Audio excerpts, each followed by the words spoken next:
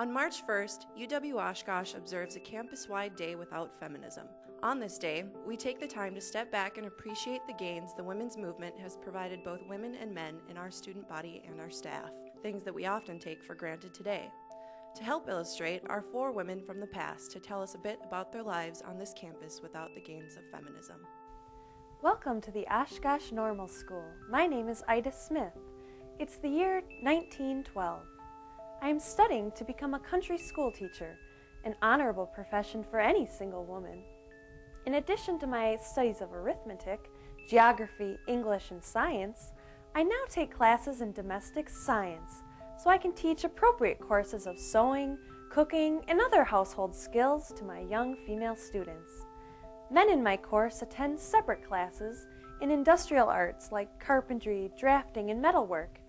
In fact, there is a whole course of study for nothing but industrial arts. Of course, women are not permitted in that.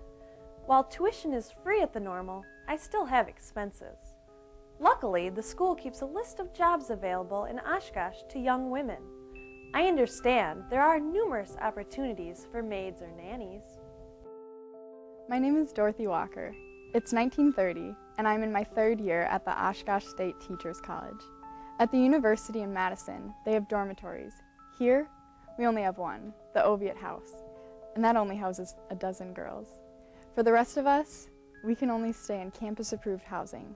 This means that a house mother is constantly watching us like a hawk, making us follow the rules that the college sets down. Still, it's better than how it was at home. For example, now we can entertain callers in the house's parlor up until 10 on the weeknights and 11:30 on the weekends. During the week, we can attend any social events that are campus-sponsored. Well, as long as we have a male student escort. And dates are only for the weekends. But, of course, there are rules there too.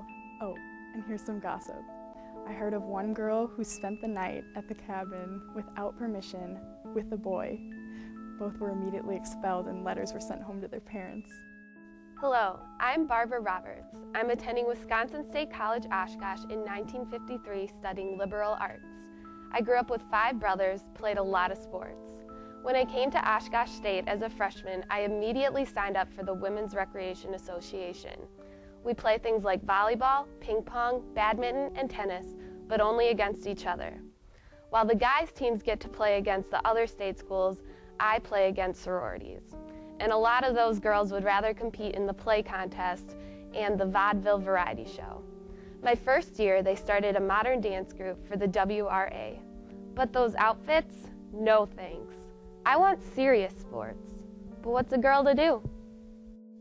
It's 1971, and I go to the newly renamed University of Wisconsin-Oshkosh.